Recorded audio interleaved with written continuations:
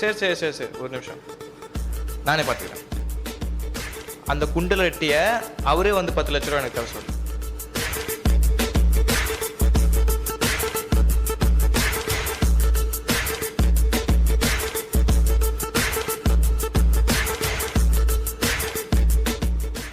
டேய், அவ பொண்ணு அண்ணா யூனிவர்சிட்டியில் படிக்கிறாளாம், அவளை கடத்த சொல்லுது. என்னடா அவன் அப்ளிகேஷன் எனக்கு ஆட் பண்ண சொல்லுது. பின்ன என்னடா ஒரே இடத்துல உக்காந்துன்னு வேலை பார்க்காம பணக்காரன் ஆகணும்னா ஃப்ராடு தான்டா பண்ணி ஆகணும்.